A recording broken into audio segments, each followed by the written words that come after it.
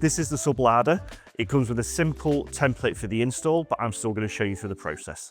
For the first step, we'll install the runners. So my first tip would be, the template is longer than the inside base of the cabinet. So if you fold it over so you can still see the runners, that will then fit into the cabinet. As we're fitting the 300 wide unit, we'll be using the 300 wide position for the runners. So we'll be doing 2 folds. One will be down this side of the runner and one will be down that side of the runner.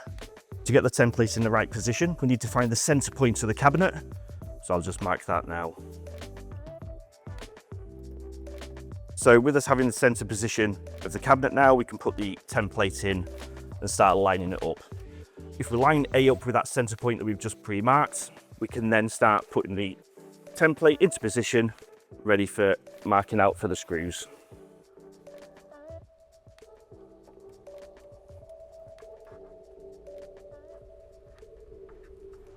So that's the marked for the first runner. We'll do the same for the left runner.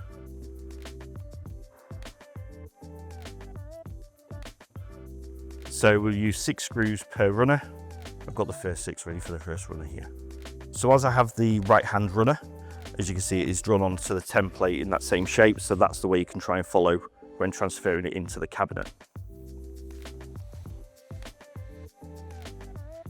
Once you have the right hand runner lined up with the positions that you've already pre-marked, you then can start putting in the screws.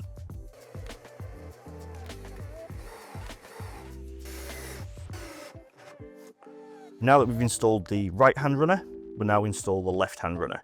If you look closely, you can see there's actually an L and an R on each of the runners, so that should just help.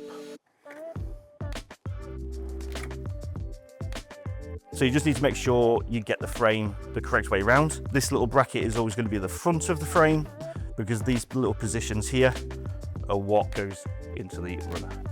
To install the frame onto the runners, you lift it in, let it slide onto the runner, and then push it back until it clicks into place.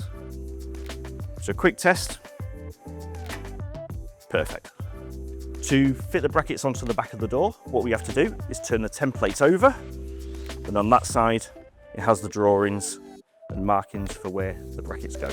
To get the template into the right position, you need 2 measurements. You need your center point measurement, but you also need your door overlay measurement. That is what's marked X on the template. So the door overlay, X, is what this gap is here. And then you've got your positions for marking out the bracket. So we'll mark them with the arrow now.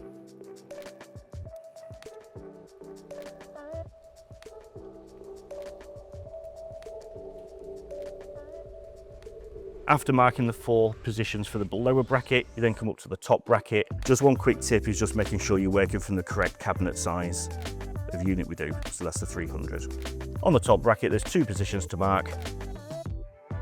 So mark them now. These are the 6 screws we'll use to fix the 2 brackets for door attachment. We can now install the brackets, just ensuring you've got them in the correct orientation. So the bracket wants to be heading up and then it loops and comes back down. So the positions that we marked through the template. And that's the low bracket fixed. So we can now install the top bracket, again ensuring that we've got it in the correct orientation. Same as the lower, has a loop coming over the top. We're now at the position where you can fit the door to the frame. So we just line the brackets up with the frame, put them all in, and then push it down. And it clicks into place.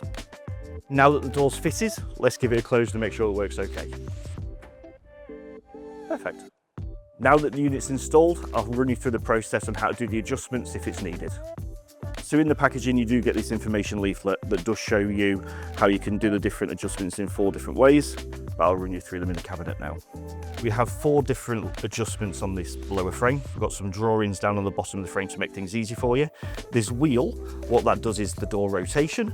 We have a screw here, that's for movement up or down in height. We have the adjustment screw here, that gives you your tilt on the door. Then we have an adjustment around here, which is another screw, and that's for your lateral movement.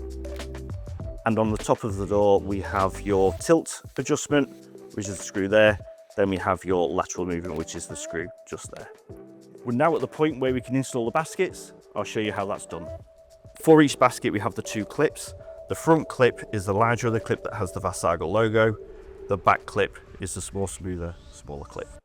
So you have the 2 location pegs and they just fit into the frame. Once you've got the basket lined up, just push it down into place and that's it locked in. The basket's installed this way with the shaped section to the front. It wraps around the frame a little bit better, makes the gap a little bit smaller to the door.